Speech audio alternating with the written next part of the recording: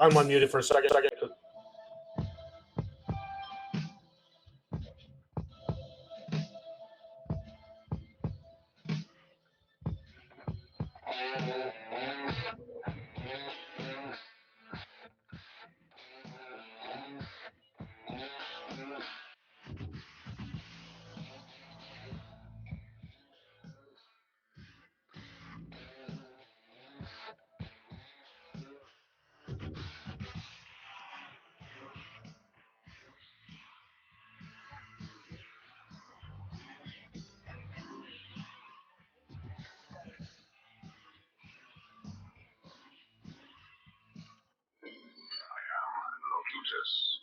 A Borg. Resistance is futile.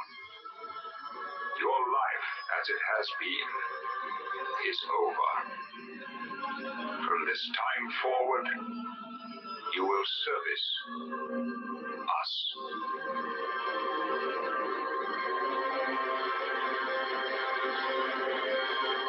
No! We will not service Washington. Mr. Worf. Fire.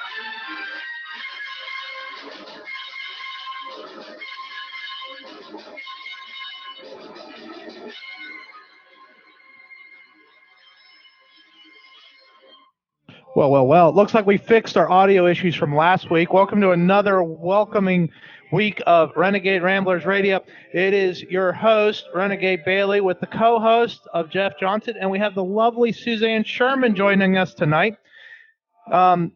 Jeff, how you doing tonight? I'm doing very well. This weekend was a lot of fun. We got to go down to the Great American Outdoors Show down in Harrisburg, PA, and saw a lot of cool things, cool guns, and had a great time. Well, that's good to hear. I only live like 12 miles from the outdoor show, but I have yet to go to one. I don't know if it's because I just don't want to pay or, the wife just said that's because she don't want to go, but it is a great time. I mean, there's so many cool things: the four-wheelers, the guns, the boats, the archery stuff. Oh my gosh, you just name it. It's a massive show. And actually looked at outdoors a hunt up in Maine, a bear hunt. So I don't know. Might be doing that in September. Who knows? It was just a great time. Had a lot of fun. Here's what I'm curious about, Jeff. Maybe you can help me with it. Was someone following you around with a mop and a bucket cleaning up the drool? No, there was not. It was really tough, but I managed to keep most of the drool contained that day. Because I don't think they'd be able to keep my drool contained. I think I'd literally leave a slime trail all the way from the front door through the ATVs, the whole 9 yards. Oh, it was fun. I mean, Can-Am had some really cool stuff. I mean, it was just fun. We had a great time. And next year I'll have to come out. I mean, it ended today. It was, as I know. I am in the drawing. I bought some raffle tickets over the weekend or over that trip for some guns. So if I win a gun, good trip. So, a nice shotgun, an AR, or a pistol, one of those three, I'll be all good.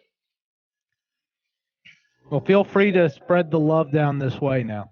You got it. So, did you have a rant for this week, for our rants and rambles, or? I got several, but I kind of didn't write them down because I was busy all day. But, I mean, we got everything from Katie Couric thinking that a fetus can feel whether it's male or female.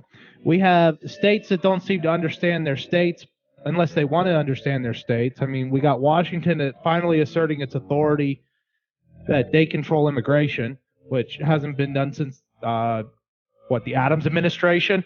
And then, what was the other one? There was something else, too, that went on this week that I just thought was amazing. But I like I said, I didn't write any of this down, so my memory's killing me here.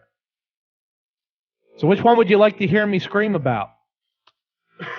Surprised me. They're all interesting. I mean, the first one, Katie Couric thinking that fetuses, that they can, they're fetus whisperers, was actually pretty stunning. I was kind of amazed by that one myself. I don't get how she gets her evidence for this. I mean, is there any medical research that says you could prove any of this? Because I don't think there is. And just a random question off the top of my head. If the fetus can tell whether it's male or female, and the fetus can tell if it should be male or female based on its testosterone, it has a feeling. I thought we were told that they don't have any feelings until they actually pop out. Or did I miss something here and I'm just a complete right-wing lunatic that doesn't know what he's talking about? You might be onto something there. I'm probably a right-wing lunatic that doesn't know what he's talking about. The wife's snickering in the background. She's like, yeah, No, you're right. You're a right-wing lunatic. You need to shut up. But that was my first. That was my first thought. We were told all along that it's just a blob of tissue. It's not this stuff. How does stuff feel and reason? Because that's what they're talking about. They're talking reasoning. So to reason means there has to be life. Am I wrong? I don't think you're wrong, but like I said, we're a couple of right-wing. I'm sorry. We're ultra right-wing. We're lunatics that are going to blow ourselves up one day. Yeah. Okay. Whatever. But yeah, if it can feel, wasn't the excuse always was it can't feel? Again, it's not life. It's just cells. So no, it couldn't feel because it was just cells. I don't get it. But then you have the state of Washington, and Washington saying we can control immigration now, which the states originally did during the Adams administration, but then passed the power to the federal government. And now I guess they're trying to say we reserve that right after 150 years or 200 years of not ever doing anything about it? Well, in all fairness, I will say this much. I do agree that the states ultimately decide who their alien friends and alien enemies are, and they should be controlling their borders. I know, there is a constitutional delegation there. But if I'm going to be really intellectually honest, I believe that even delegated authority, I have no problem with states saying, well, yes, we delegated to you, but we're going to pull that back. But see, here's my issue, Jeff. They told Texas that Texas couldn't stop immigration. Now they're telling the feds, you can't stop immigration. Now, which court decision is correct? Either the states control it or the states don't control it, but you can't have it both ways just to appease your conscience. Okay, so I'm gonna go out here and do something strange. Hey, Suzanne, chime in on this, please. Welcome to our show. This is Renegade Ramblers Radio, where Renegade thing is always outside the box, and we have someone that is totally outside the box, Suzanne Sturman from Veritas Radio Network, the Suzanne Option, as our guest tonight. Suzanne, we're in a quandary here. So let's go to our resident. Hold on, we got to play our intro. You can hire the Suzanne team. Suzanne, welcome to the show. How are you tonight?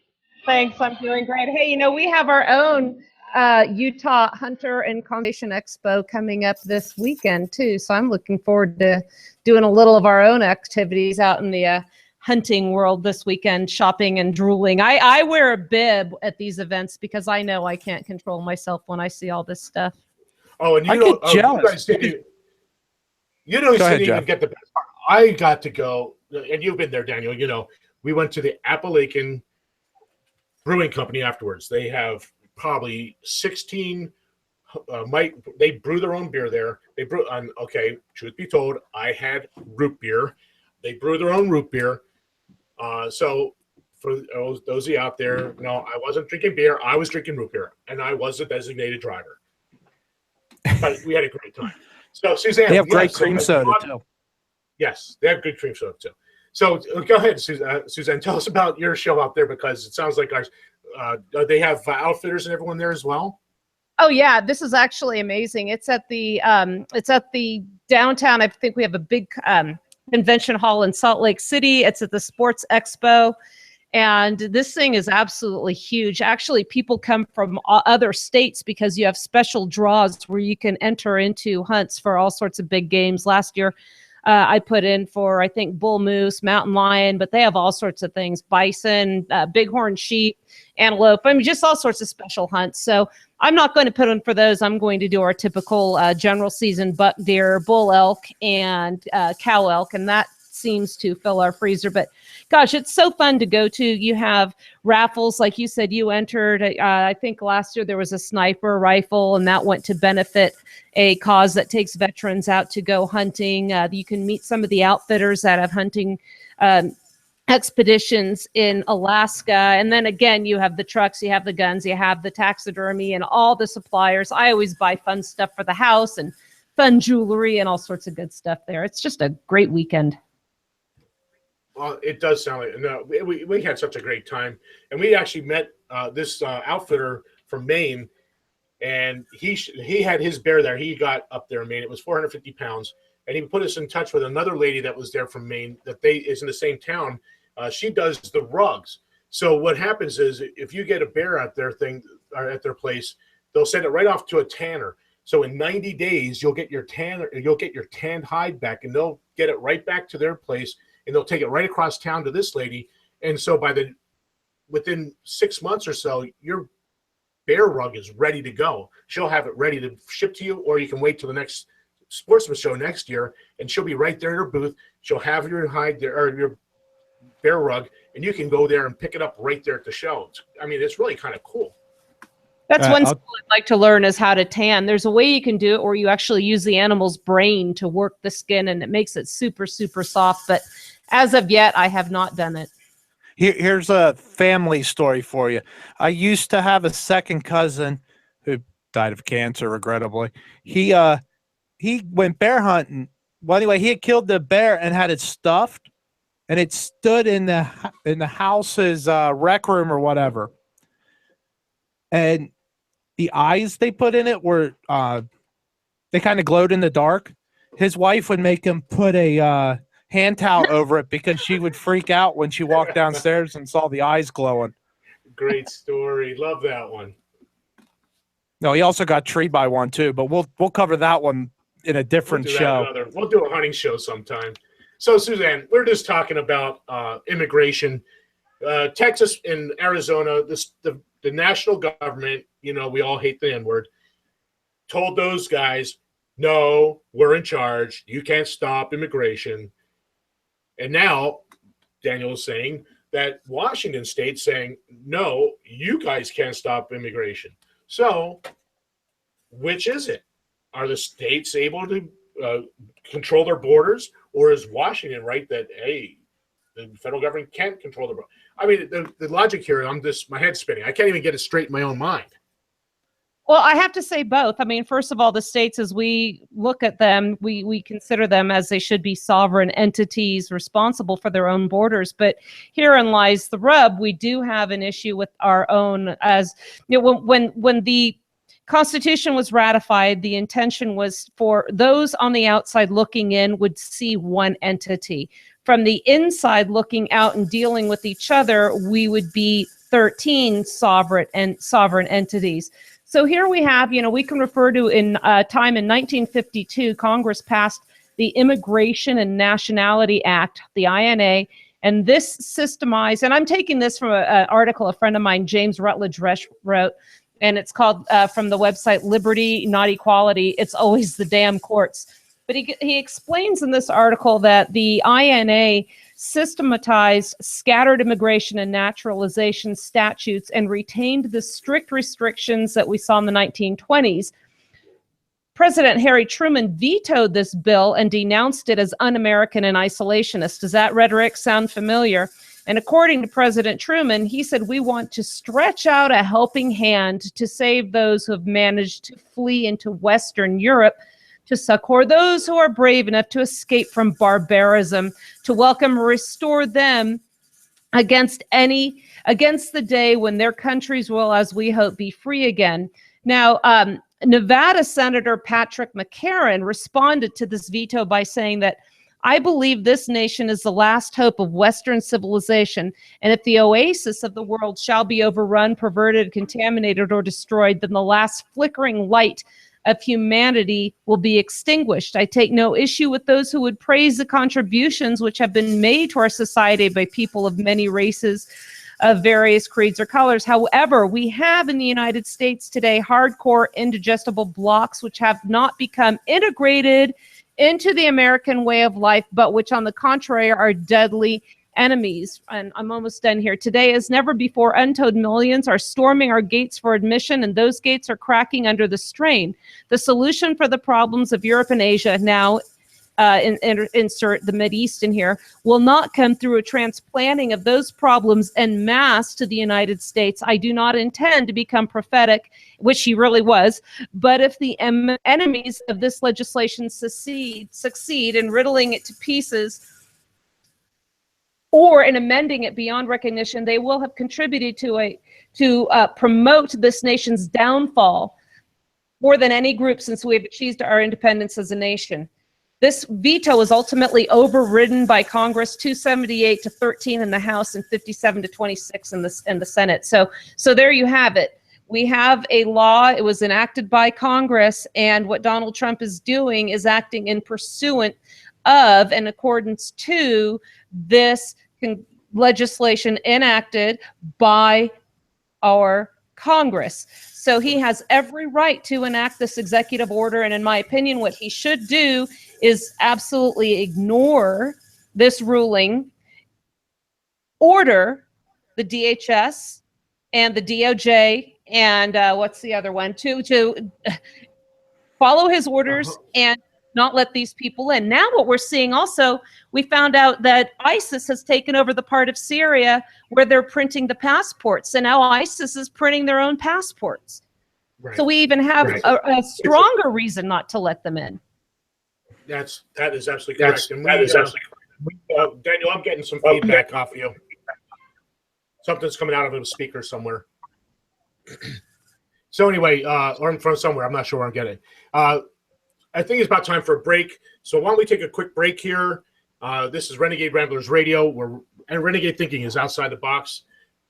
And we'll take a break, and we'll be right back and continue this discussion. And then we'll get into my ramble for the night, and we'll keep plugging ahead here. Daniel, take us out.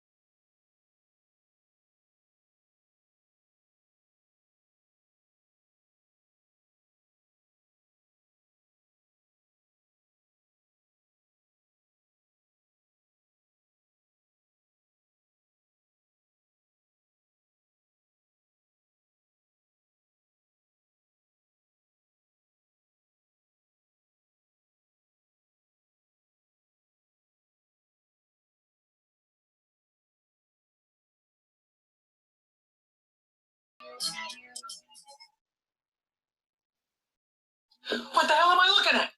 When does this happen in the movie? Now. You're looking at now, sir. Everything that happens now is happening now. What happened to then? Past then. When? Just now. We're at now. Go back to then. When? Now. Now? I can't. Why? We missed it. When? Just now. When will then be now? Soon. How soon? Sir. What? We've identified the location. Where? It's the moon of Vega. Good work. Set a course and prepare for our arrival. When? 1900 hours, sir. By high noon tomorrow, they will be our prisoners. Oh! There is no time like now, soon, or even 1900 hours for Renegade Ramblers Radio. It is always time for Renegade Thinking, because it is always outside of the box.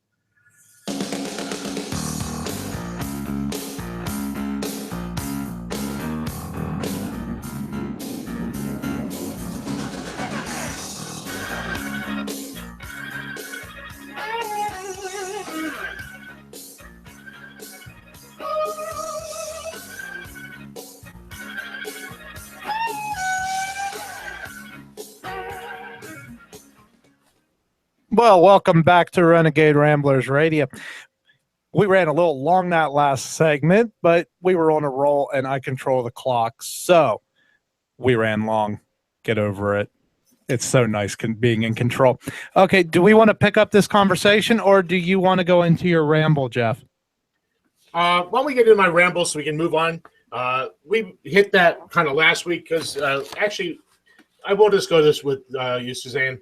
Last week in my ramble, I discussed Title 8, Section 1132, where the president is charged with determining what countries pose a risk, and he can suspend any immigration from them for an indefinite period. So my whole point of my ramble last week was that Donald Trump is not making law, but he's executing the law faithfully. And that's what his job was defined as in the Constitution, is that he is to execute the laws faithfully. And so my whole point with this is that if he's executing law, it's not unconstitutional. The court has no say.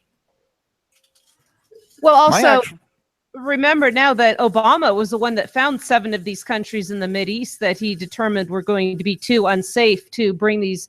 I don't call them refugees. I call them government subsidized welfare migrants into this country from. So, this was they weren't screaming when Obama singled these countries out. But I think this is just proof that we are going to see roadblocks put up and stonewalling at every turn. Anytime Donald Trump is going to have some sort of a milestone or some sort of significant action, we are going to see stonewalling and everything we can, obfuscation from the left, be it the courts. We saw Obama now also has he's set up camp just a couple miles away from the White House. He's got his group that he's encouraging them to keep fighting, to keep protesting. And we're going to see this throughout President Trump's tenure here. I hope it's going to be 8 years, and we'll see what happens. And I even expect the GOP to be a big stumbling block for him. So that is thank you, Suzanne. That was a perfect segue into my ramble for February 13th, 2017. My ramble tonight is called The Midnight Ride. The lefties are coming. The lefties are coming. We all know of the ride of Paul Revere to warn of the approach of the British. So with a little tongue-in-cheek, I borrow his mission of that night. We are at war with new tyrants. I called them the lefties. That is not really who they are. They are lovers of death, the enemies of liberty, against freedom to pursue happiness. They are the antithesis of what Jefferson wrote in the Declaration of Independence. I will call them the anti-liberty forces from here on. They have destroyed the intellectual use of words. Right, left, Republican, Democrat, red versus blue, liberal, conservative, today mean nothing. Capitalism, socialism, communism, and all the isms are worthless words. The anti-liberty forces have, through government schools and political correctness, dumbed down the use of language. We must change the paradigm. We must start calling the opposition what they are, anti-liberty. On the other side, we have those that love life, liberty, and wish for all to have the ability to pursue happiness. They are the liberty forces. Do not fool yourself. These two forces are at war, and there can be no middle ground. There may not be bullets flying, but there is a war already raging, and the anti-liberty forces are becoming more violent every day in their opposition. They desire to subjugate you, and if they cannot, they wish to kill you. Texas State Representative Tony Tinderholt needs police protection due to death threats by anti-liberty forces because he proposed a bill that criminalizes abortion. Look at the tweets by celebrities that are calling for the assassination of Donald Trump.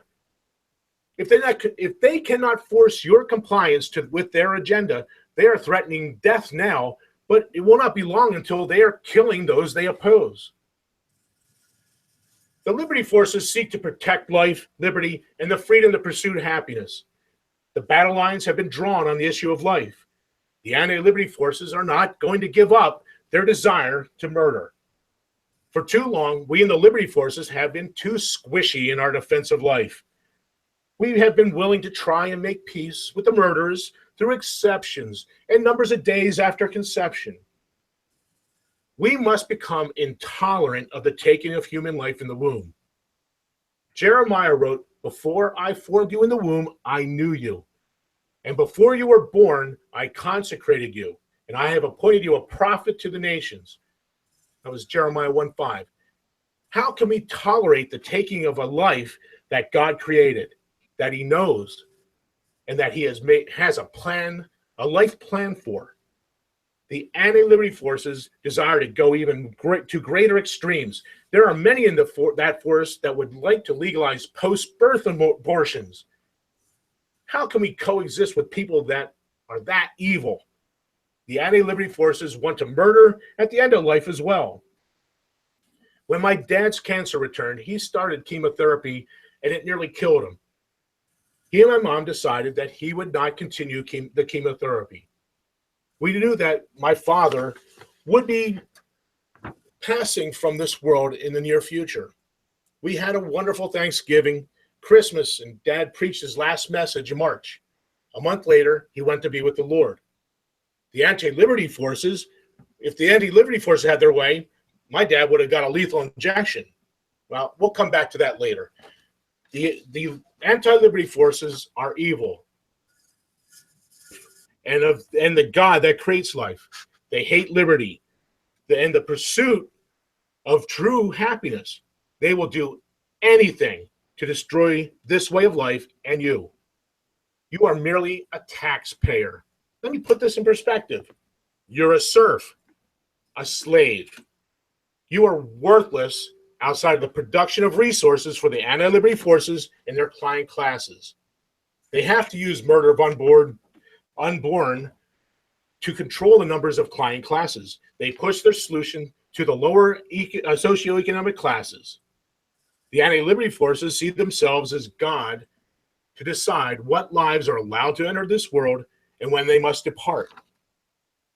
If I know some of you have been watching, and if you've been watching The Man in the High Castle, you have seen a Nazi America where the terminally ill, sick, disabled are euthanized. The Nazi Party decides that these people cannot contribute to the common good. Therefore, they must take them away to be humanely killed.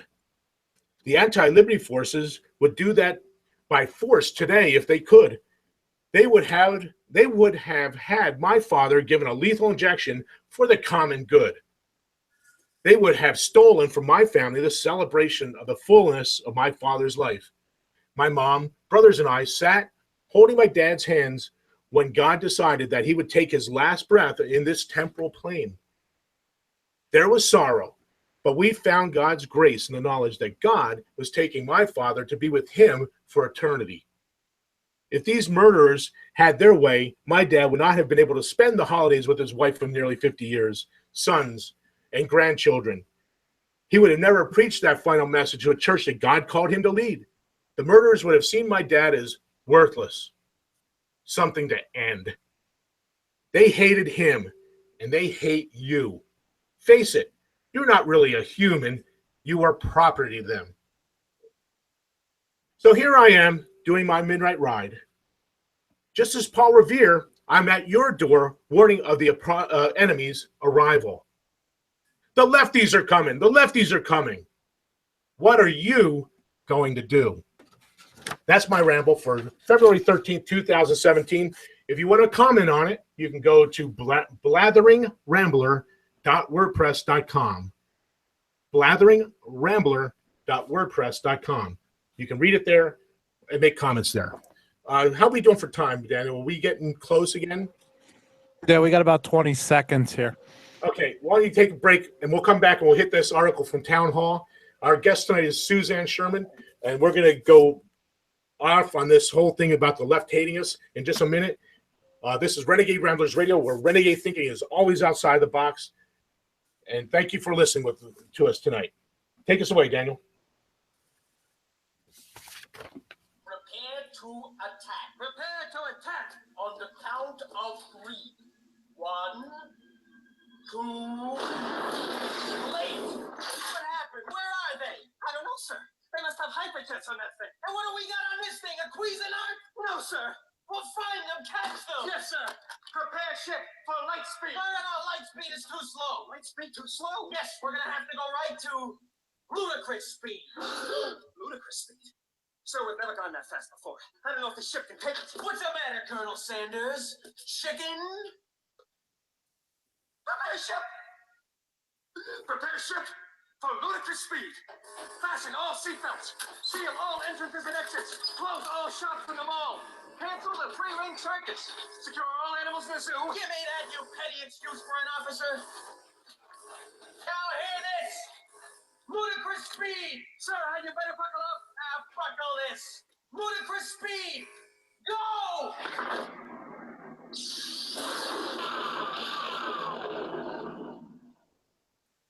What the hell was that? Spaceball 1. They've gone to plaid. Tired of this illegal and immoral national government running at ludicrous speed? We haven't gone plaid here at Renegade Ramblers Radio. Renegade thinking is always outside of the box. Well, I just played an ad instead of a break, but yeah, well, I can't be perfect all the time now. That's Jeff's job. Who apparently is still on mute and hasn't unmuted his mic yet. Oh, I'm off. I must have messed up and named that the wrong file, because obviously. No, I think I just put it in the wrong file. I have multiple files here. I know, I'm in the same way.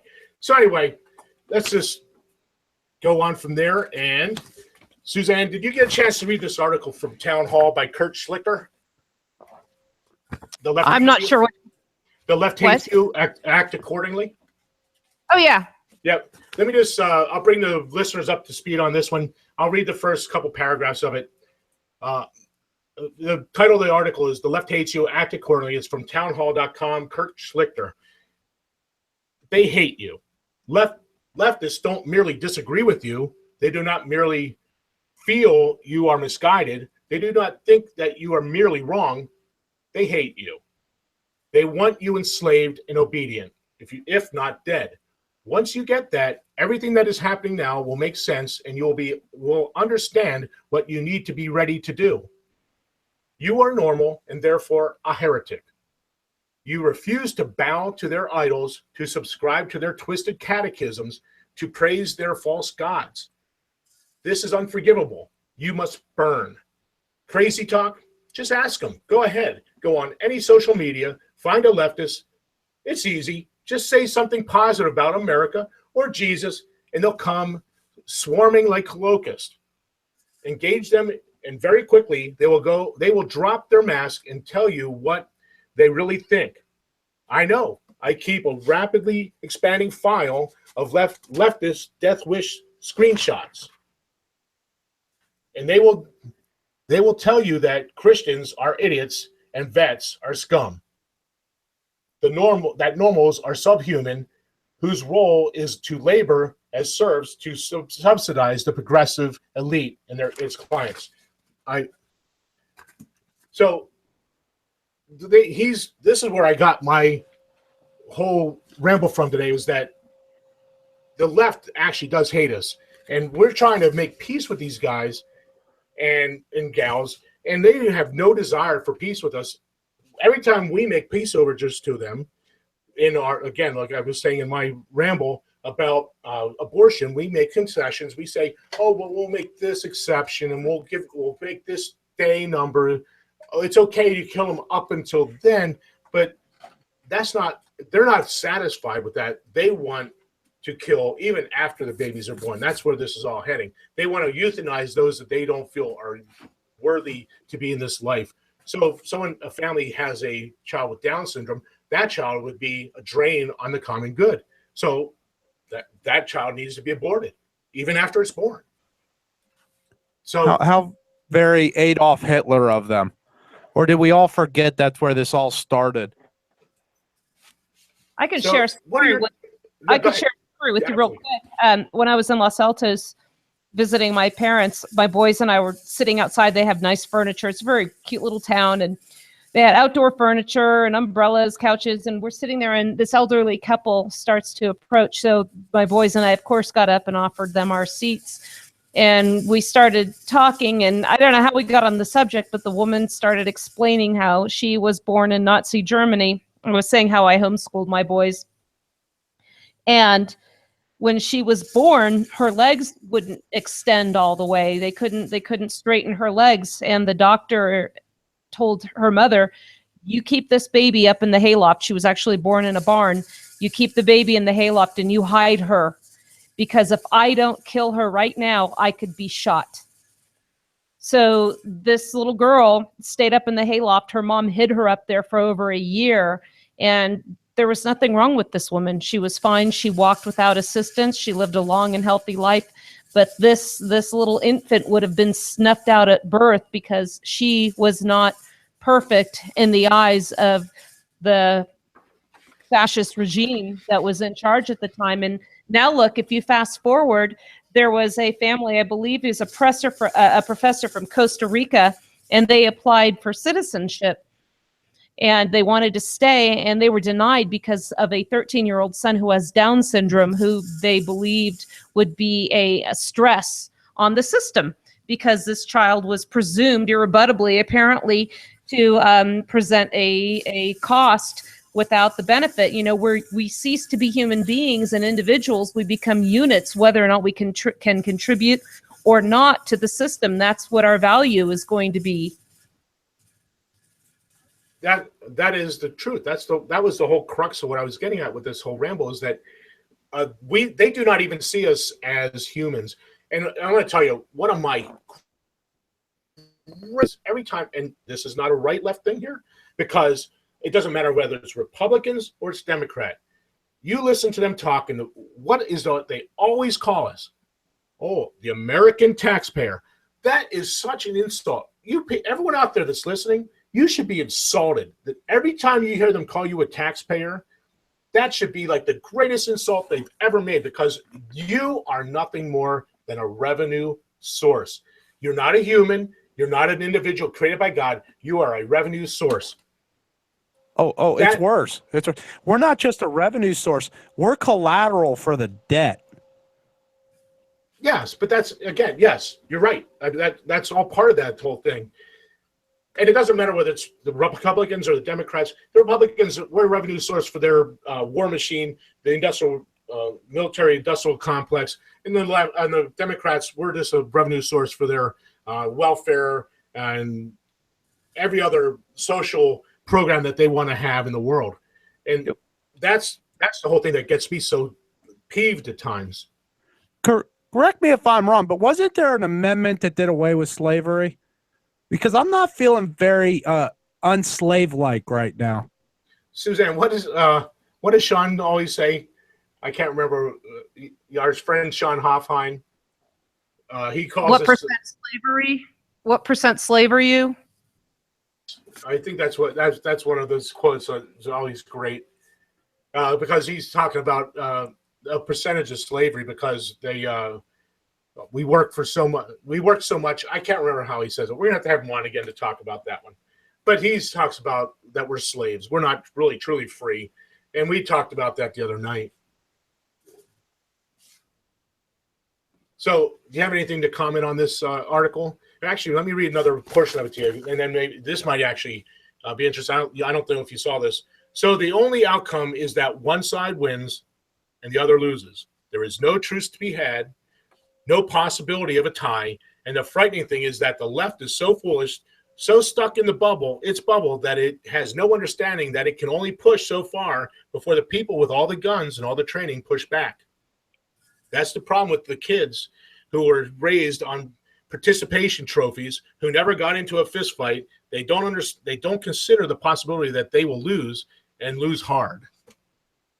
Well, that's really the point right there, is what we try to do as responsible conservative people who want to manage our own affairs. We kind of want to be left alone, but the leftists can't stand that, and they can't stay out of anybody's business.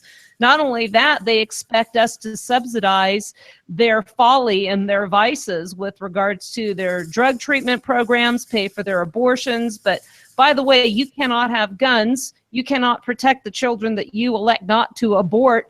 So for them, and then they use the term fascists when they lose and call us the haters. When, to me, if anybody's studied psychology, this is a classic case of projection. They are exhibiting the very behavior that they decry. And you're absolutely right. It's going to be some time to push back. We're seeing that they are inciting violence. They did this during the political rallies during the presidential election cycle. And we're seeing this out on the streets. And now we're going to see what happened in Berkeley. Supporters that were there to see Milo, people were assaulted. And then in the media is encouraging this. San Francisco said that this riot was was a stunningly successful demonstration. It was a freaking riot. This was lawless criminal behavior. Yes, it was. And actually, that brings us right into this article. I think we have a few minutes to get it. You shared the other day an article called 13 Tips on Surviving a Protest. Do you have some thoughts on that article that you wanted to share with us tonight on that? I put that up there because Joe Alton is also known in the prepper community, survival community, as Dr. Bones. He's been on my show before. He's a retired physician, I believe is an obstetrician, and his wife, Nurse Amy, is also a practicing nurse. And with all this social unrest and insurrection we're seeing, I've spoken on numerous occasions about what you're going to do if for some reason you get caught up in this. And in his 13 tips, a couple of his bits of advice entail something that I advise against. He talks about what to do if you plan on going to one of these. So I'm going to knock those out right now. He says, bring a bandana in case you get deal with tear gas, I think Mylanta or milk to dissolve the gas, and have a meeting place for your friends. My advice is practice situational awareness, follow the news, and don't get involved in these protests at all, because we're seeing an incredible amount of violence here, property destruction, and quite honestly, it's something to be avoided. So that being said, some of the tips, like I said, always situational awareness. And he also says what I say as well, always be in the yellow alert. Yellow, if we talk about the 4 stages, white, you're pretty much asleep. Yellow, you're aware of your surroundings. You know what's going on, what the people are doing, what they're behaving like, and you take note. Orange is, okay, this is getting serious. Red, you're about to fire your gun or do what you got to do. Know the area, know the streets where you're going. If you're new to an area and you're just visiting a place, have a mental map. You can always have a map on the phone. But again, if you're unaware of the area, be aware of the situation. You should have a pulse of what's going on in the community. And if you think that there's a lot going on there that could be dangerous, just stay away. If you have to make your way through a crowd, don't try and cut through the crowd. Try and stay on the fringes and work your way around the outside, being mindful not to allow yourself to get pinned up against a wall or a fence or anything like that. Also, be the gray man. This is what I talk about also in dealing with urban survival. You don't want to be the guy with the camo backpack on and wearing the camo outfits. You want to fit in. Be the gray man. Have the typical backpack that anybody would carry, so people don't make you out as somebody that might have some supplies. And by all means, avoid confrontation with these people. Have you guys seen some of these YouTube or just things going around on social media where you have these protesters and then the Trump supporters, and they are cussing each other out, and it's just such godless behavior and reprehensible. And so far, nobody's gotten shot from these confrontations, but I'm just waiting for when this is going to start. How about you? I'm reminded of it was a Star Wars clone episode, and Yoda said, a straight path we will not take, we'll go around.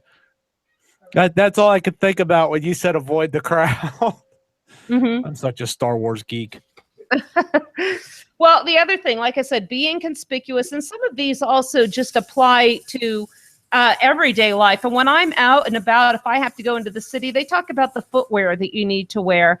I always wear some kind of footwear that will allow me the most mobility. You will not see me running around in the spike heels. I think that's crazy.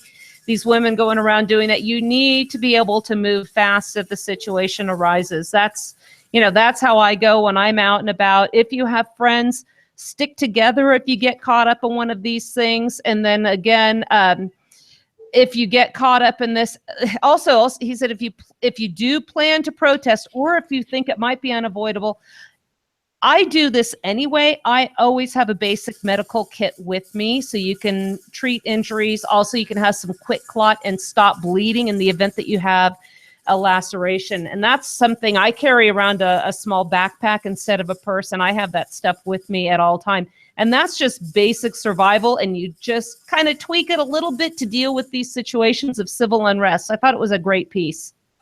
Yes, it is. And we'll talk again about IFACs. I've talked to you before about them. I believe that as hunters, we should have IFACs. And if we're traveling in situations where we might have that we're going to be involved in, we'll want to have that IFAC with us in case. And it's just for trauma. This is Renegade Ramblers Radio. Our guest tonight is Suzanne Sherman from Veritas Radio Network and the Suzanne option. It's break time, and Daniel's going to take us out to a break right now.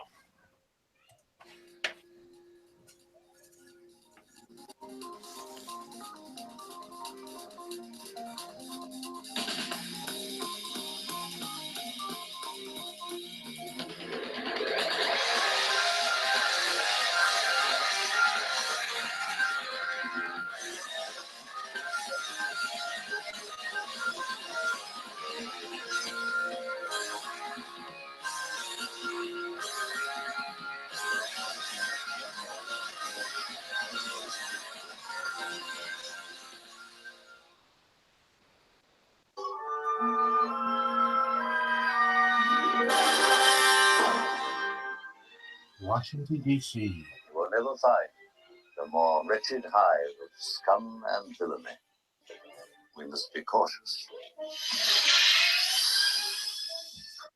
When you absolutely have to deal with the scum and villainy in Washington, D.C., be cautious and listen to Renegade Ramblers Radio, where renegade thinking is always outside of the box.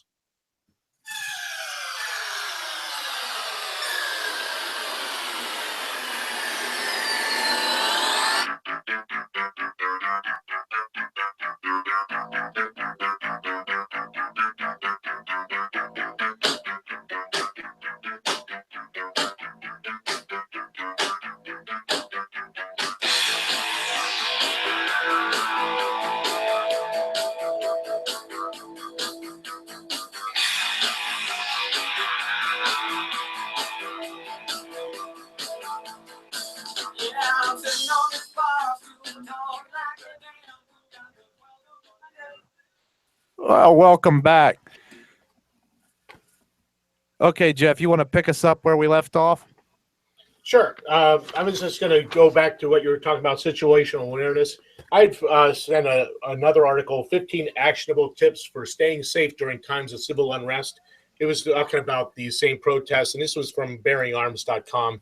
And their first two were don't get near it. That was their first tip on the civil unrest and these things. Just don't get anywhere near it. And then situational awareness. And so I just wanted to just kind of pick back up on situational awareness. You always got to be cognizant of what's going on around you. Don't be getting your head stuck down in your phone. I see it so much out there. People walking around, they have their head down. They're not watching what's going on around them. If somebody is going to do something to harm you, if your head's down, they're going to be on top of you, and you're never going to even know they hit you. But and Jeff, especially in one of these situations like with these civil unrest, if there's a mob of people, you can't be head down. You have to be watching people and seeing where they're going, what they're doing, and how they're reacting to you. What was that, Daniel? I was going to say, yeah, but Jeff, us millennials can't figure out where the mayonnaise is at Walmart without having the phone tell us.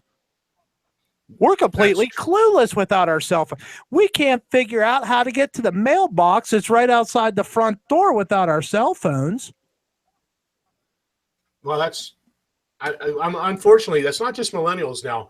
A lot of us guys that are, at the tail end of that baby boom, gals too, are starting to really get into this whole social media thing and this newfangled thing called a smartphone.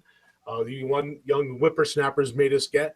So, we're just as bad at this too, and we got to stop keeping our head down, and especially with these situations where there's all these people that are potentially there's bad actors in these crowds that are looking to start trouble.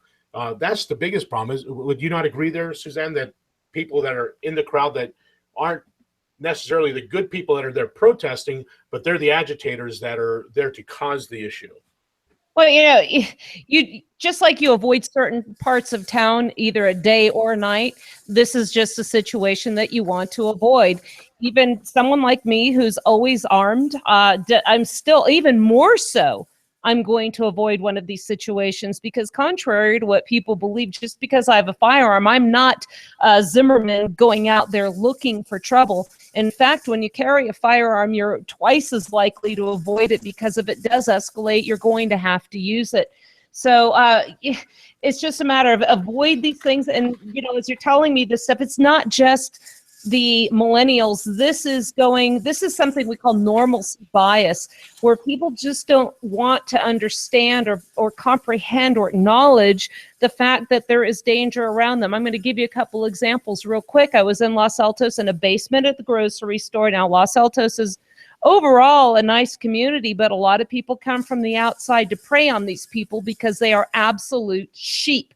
Case in point, there's a woman in the parking lot here underground, and she's walking and her purse is wide open behind her now as she's loading up her vehicle. And I went up and I said, ma'am, I have to just tell you right now. And she was very hunched over, very frail. I said, please, I'm not trying to criticize you, but you are the quintessential victim and your purse is wide open. I would hate to see something happen.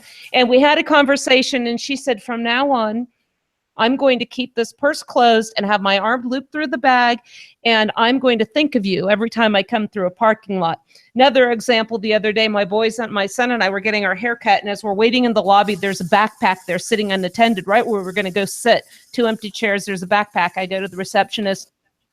Whose backpack is that? I don't know. Find out. Well, I think it's somebody's that's getting their haircut. I said, then what you do is you walk in that room and you find out who owns that backpack. So she goes in and asks, and sure enough, it belonged to a gentleman. But now, how many times have we heard about bombs going off that have been in backpacks? How many times have we traveled and we are told to be on alert, never leave your bag unattended, always report a bag that's unattended sitting there? And here's one. And everybody's just staring at their phone. Nobody's thinking anything of it. And, oddly enough, the girl with the gun on her hip is the only one noticing this. Granted, it's been years since I flew last, but I think that was a common announcement at the airport, like every 5 or 7 minutes. It just played on a loop.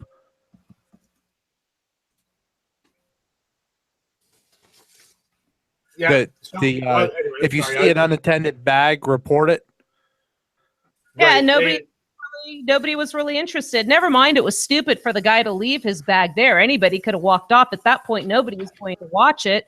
So that's a, personal security, what we call PERSEC violation on his part. OPSEC, operational security, on the part of everybody sitting around there with an unattended bag, and nobody's caring. They're all sitting there doing what they're doing on their phones, and nobody really thought it was a big deal, but they thought I was crazy to mention it. Funny thing, I was talking to Tim Ralston, who's a survival expert, when we were doing a pre-interview for my show, and as soon as I mentioned the scenario, he said, uh-oh, and I just said, thank you, because everybody looked at me like I was crazy.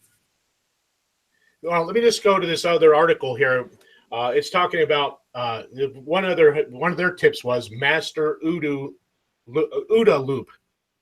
It says here, if you are a military person, anyone that has tactical training, you will know what the OODA loop is, and it is observe, decide, act.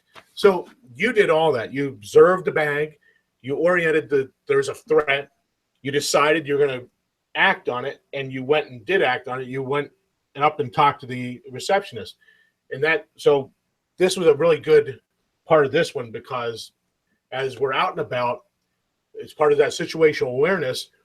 We're going to be observing things, and once we observe something, we need to orient the possibility of the threats, and then we need to decide what we're going to do, and then act on our decision. So that was a really good one. What are your thoughts on that OODA loop? Are you asking Daniel? Suzanne. No, again, I can't emphasize it enough. You always have to know what's going on around you. Another situation that happened just last week, and this was not a human threat, but again, not paying attention to what is around you. A gentleman that was one of the worship leaders at the church I attended in Park City was cleaning windows outside. Now, the week before, we'd had a major blizzard come through, and then a partial warming up, so we had some melting off. So some of the snow melted, turned to ice, stayed up. We had a warm day. This guy wasn't looking as this massive pile of snow right above his head, a 700-pound chunk of ice, dropped down, landed on him, and he perished. This is a matter of not recognizing, not looking around, observing, as you would say, recognizing a threat and changing your behavior, and it cost him and his family dearly. Right.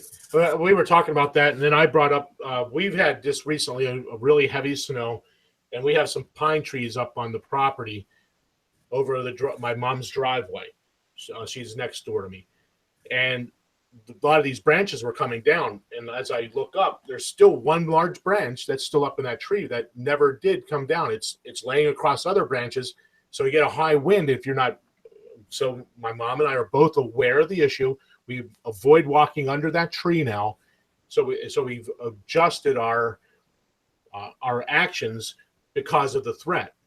So you have to look up too once in a while for some of these threats, and that's part of this whole OODA loop and being situationally aware. And it really is a tragedy that man lost his life, and it's not because he did something terribly wrong. It's just that we don't always pay attention. We get busy in our life. We just got to kind of train ourselves not to allow the busyness of life to interfere with our situational awareness. Quick example out of Florida. Just recently, a guy was walking right along the pond. He was playing golf. And according to the article, all he could think about was, I guess it was called making a birdie. That's a golf term, apparently. That was the only thing he could think of. And my thought was, really? You're in Florida, you're at water's edge, and the possibility of an alligator lurking about doesn't even enter your mind? Well, sure enough, said alligator got him by the ankle and is dragging him in the water. And fortunately, he got away. But, you know, when you're in a situation like that and it doesn't even dawn on you because you're so focused on a golf game, come on. Yeah, I saw you post that article. That was a very interesting one. I want to hit this last point in here before we have to go because we're running out of time. The number 7 was, be aware of the movement of law enforcement officers, but do not approach them. Their job is tough enough, and they won't be able to hear you above the roar of the crowd. As working in law enforcement, this is great advice. In a situation like this, number one, the stress level and their level of preparedness is at a heightened level. If you approach them in the wrong way, they may perceive your action as a threat. And they may either use pepper spray on you or tear gas, or they might even put you down on the ground pretty forcefully. So be aware what the police are doing, look where they're going, and if they're just try to stay out of their way so that don't pose a perceived threat. Because in this situation, the adrenaline's running because the crowd is out of control. So Absolutely. We have just about 30 seconds. Why don't you tie this up, Suzanne, so we can get out of here on the hour for a change. Okay. Yeah, that's absolutely the last time you want to confront a police officer. Anytime that they are engaged in a situation like that, stay out of their way. If there's a situation where you feel like you're being unjustly stopped, it's not the time to fight it. Just the goal is to survive and deal with it in a court of law. That's right. Well, folks, this has been Renegade Ramblers Radio, where Renegade thinks outside the box. Daniel, you have any last thoughts you want to share before we go? Nope. We've hit the hour mark. Okay. Well, you're the guy with the clock, so we're done for tonight. Thank you all for listening. I hope the app worked good tonight. Daniel's been working hard on this tech for this whole last week, and hopefully the tech guru got it right. I'm sure he did. Hopefully. This has been Renegade Ramblers Radio. This show was done on February 12th, 2017. We'll be back next week. We look forward to seeing you then, both on the app and on YouTube. If you like it on YouTube, subscribe. That way we know you're actually watching it. If not, we're not worried about it. Eventually we're going to dump YouTube anyway. But so the app's free. It's under Renegade Ramblers Radio. It's on the App Store at Google Play. So this is Renegade Ramblers Radio. We will catch you next week. Be safe.